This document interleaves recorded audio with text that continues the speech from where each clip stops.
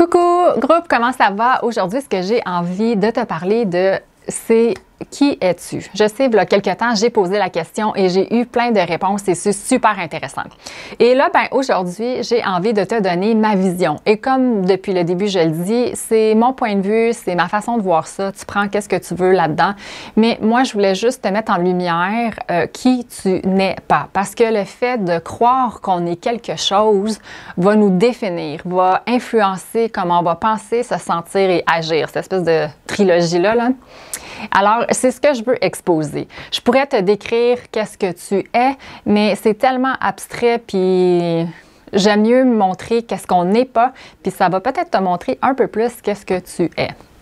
J'ai mis quelques petits trucs, mais il y en a plus que ça, là. Puis moi, je mets ça comme tu es là, puis ça, c'est ton ego, ton identité, les croyances que tu crois qui sont vraies à ton sujet et qui te définissent par rapport à qu'est-ce que tu vas penser, te sentir et agir. Par exemple, les rôles. Souvent, on va se donner des rôles. Exemple, quand on pense qu'on est un parent, dans notre tête, on a une certaine façon d'agir. Il faut agir d'une certaine façon parce qu'on a le rôle de parent. Alors que dans la réalité, tu sais, moi, la façon que je le vois, un parent, c'est là pour guider son enfant à ce qu'il soit le plus autonome psychologiquement et physiquement le plus tôt possible. Mais ça, c'est juste mon point de vue. Mais tu sais, moi, là, quand un parent intervient encore dans la vie de son enfant, quand lui-même, il est adulte, ça a comme plus de place à être là. Je le sais que on est habitué. Le parent a toujours eu soit un point de vue ou peut passer des commentaires et l'enfant va se soumettre à ce que le parent dit ou fait. Alors que dans la réalité, quand on grandit, on n'a plus besoin que le parent vienne s'immiscer dans notre vie une fois qu'on est rendu indépendant psychologiquement et physiquement. Malheureusement, cette espèce de liaison-là reste, on dirait, comme pour toujours. Alors que dans la réalité, ça n'a plus rapport. Une fois que l'enfant est rendu adulte, le parent n'a plus vraiment rapport dans les décisions de la vie de son enfant, même s'il y a un lien de sang, mettons. Mais ça, c'est ma vision à moi. Je sais que c'est pas ce qu'on a vraiment comme pratique dans notre société, qui est bien correct, mais ce que ça fait, c'est que l'enfant, il est rarement autonome, puis il va toujours se retourner vers son parent, se demandant est-ce que j'ai fait un bon choix, est-ce que mon père ou ma mère approuve mes choses, puis ça garde une espèce de un lien qui fait que l'enfant, sans s'en rendre compte, souvent, il va faire des gestes pour satisfaire les besoins des parents. Je le vois beaucoup, moi, dans ma consultation, là, des enfants qui sont rendus adultes, puis qui ont, exemple, performé un gros travail, plein de biens, mais ils l'ont pas fait pour eux parce qu'ils aimaient ça, ils l'ont fait pour que les parents soient satisfaits ou fiers, ou qu'ils l'aiment, ou qu'ils les reconnaissent, parce que malheureusement, il y a eu des manques quand il était enfant, et cet adulte-là, en grandissant, a tout fait pour mettre en place, pour que les parents apprécient cette personne-là. Ça ressemble un petit peu à ça. D'autres choses qu'on n'est pas, des pensées, je n'ai parlé déjà, on a des pensées, mais on n'est pas nos pensées. Les pensées, tu sais, quand on est venu au monde, on les avait pas. On a appris le langage. Puis là, on devient, moi, j'appelle ça attaché. Mes pensées sont moi. Alors que des pensées, c'est juste des pensées qui viennent. Quelle autre chose que nous ne sommes pas ton corps? C'est un peu comme les pensées. Tu as un corps, mais tu n'es pas ton corps. Tu viens ici, je ne sais pas si tu as remarqué, on vient ici de passage. On t'a donné un corps, si je veux dire ça comme ça, mais tu n'es pas ton corps, on n'est pas identifié à ça. Malheureusement, dans notre société, c'est plutôt, on est très identifié à notre corps. S'il est d'une certaine façon, on a l'impression qu'on peut être aimé ou rejeté, puis la personne elle-même peut se rejeter elle-même selon la forme de son corps en s'imaginant que son corps, c'est elle. On a un corps, mais on n'est pas notre corps. Pour moi, il y a une énorme distinction. Je ne sais pas si ça fait du sens pour toi. Les titres aussi, tu sais, des fois, on a l'impression que je suis une directrice, j'ai tel titre prestigieux, je suis un docteur, un avocat. Puis là, oups, ça va changer comment on va se percevoir, comment on va se sentir par rapport à nous, comment on va agir. Ça va venir teinter cette trilogie-là, comment on pense, comment on se sent, comment on agit. Alors que le titre, on n'est pas ça. Tu sais, que tu sois docteur, ça te définit pas parce qu'une fois que tu n'as plus ce titre-là, tu n'es plus un docteur. C'est juste un métier que tu pratiques. Puis, dans notre société, on favorise certains emplois C'est une bonne... J'essaie de voir parce que j'imagine à cause des gestes qu'ils font. Mais tu sais, un titre, ça ne te définit pas du tout. Malheureusement, plusieurs se définissent avec leur titre, qui est correct. C'est juste que si, par exemple, je viens questionner le titre, la personne, vu qu'elle est identifiée, elle va peut-être vouloir se défendre, même à la limite, même se battre. Alors que tout ça, ça ne nous représente pas du tout. Il y en a plusieurs qui sont identifiés ou attachés à leur passé. Oh my God, ça je le vois beaucoup dans mes clients. Dès que je parle un peu, là, tout de suite, ça va aller, oui, mais mes parents, puis ils tiennent à leur passé parce que ça les identifie. Je suis une personne qui a eu un passé, alors je m'excuse, des fois victime de mon passé. Et là, on boucle dans ces histoires-là qu'on se raconte par rapport au passé, alors que le passé, c'est passé. Puis le seul moment qui existe, c'est maintenant. Alors, le fait de rester attaché au passé, ce que ça fait, c'est que ça va définir la personne maintenant. Je te donne un exemple. Si toi, petit et petite, ton parent te disait que tu n'étais pas intelligent ou que tu n'étais pas capable, bien, si tu es attaché à cette histoire-là, ça se peut qu'aujourd'hui, tu as la même narration et ça te définit maintenant.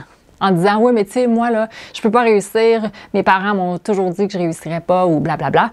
Mais c'est juste des histoires qu'on se raconte. Et quand on prend un recul et on se regarde aller, puis on voit ce qu'on se raconte, on voit qu'on est attaché à ce qu'on se racontait dans le passé, alors que le passé, ça ne te définit pas du tout et c'est encore moins, ça définit encore moins ton futur. Malheureusement, il y en a plusieurs que ça teinte leur futur, mais c'est pour ça qu'il faut se regarder aller. Comment on parle? Est-ce que je suis toujours en train de regarder le passé ou je regarde en avant?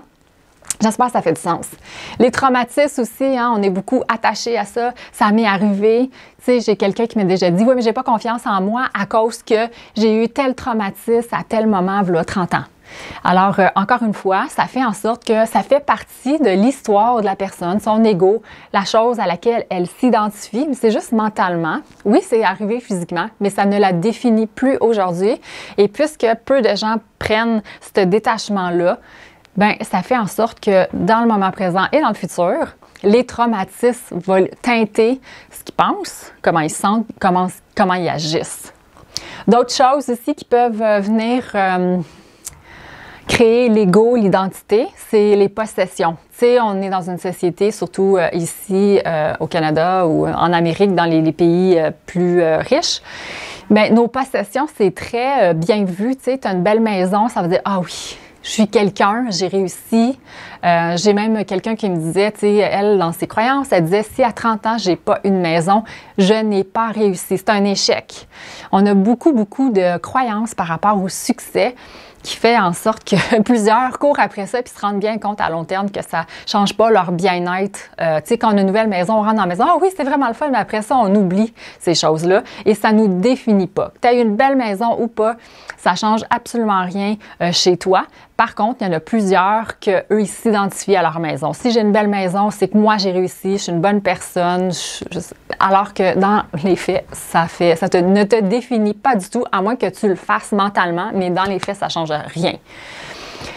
Bien, il y en a que c'est les accomplissements aussi, tu sais, si tu as reçu des trophées, tu as été reconnu, je sais pas, tu as un livre best-seller, bien, il y en a qui vont s'identifier, dire « Je suis quelqu'un, je suis un auteur, j'ai réussi, j'ai eu des reconnaissances ».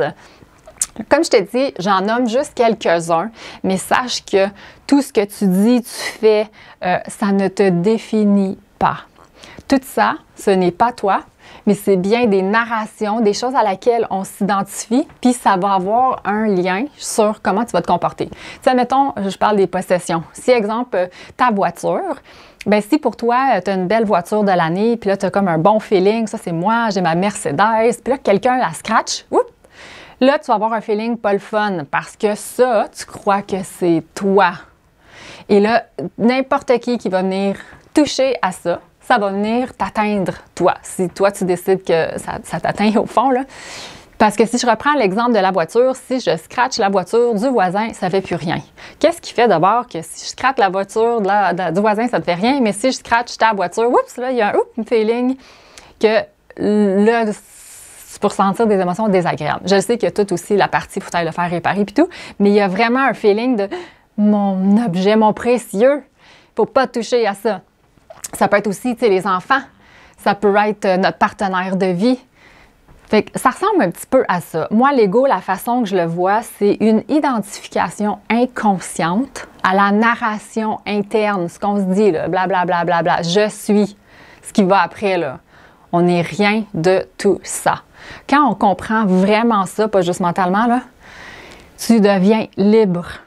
Parce que ça te définit full jusqu'à ce que ça ne te définit plus. Mais pour faire le switch, il faut vraiment voir à quel point on est attaché. On est attaché à ce que les gens disent de nous, ce qu'ils font, nos performances, nos biens, notre carrière, les gens qui sont autour de nous, alors que rien de tout ça te définit. J'espère que ça fait du sens. Je mets un petit peu la table pour que tu puisses comprendre. Tu sais, quand tu vis des émotions désagréables, c'est souvent attaché à ces choses-là. Puis l'ego, c'est vraiment un attachement. Tu sais, l'ego, c'est comme la voix dans ta tête, là. Moi, des fois, je dis que c'est comme un petit personnage à côté, là, blablabla. Bla, bla, bla. Ça, là, c'est pas toi. Quand tu es venu au monde, tu n'avais pas la voix dans ta tête. Et tout ce qu'on se raconte, c'est des narrations qui viennent de notre passé et ça sera à toi de te regarder aller et voir où est-ce que tu as des réactions. C'est souvent les attachements à toutes ces choses-là. Comme je dis, il y en a bien plus que ça, mais je voulais quand même un peu mettre la table là-dessus au niveau de l'ego, si on avait la même définition et tout ça, là. Ça ressemble un peu à ça. J'espère que c'est clair. Sinon, ben écoute, je vais donner plein d'autres petites informations à gauche, à droite, mais je voulais quand même te donner une vision comme ça parce que quand on va venir jouer dans les mécanismes, c'est là-dedans, là. C'est notre façon de penser, nos croyances, nos attachements à notre voix et ce qu'on fait. Puis je voulais juste te le montrer visuellement, qu'est-ce que ça a l'air. À part de ça, ça ressemble un peu à ça. Je m'arrête là-dessus. Merci d'avoir écouté et à bientôt. Bye!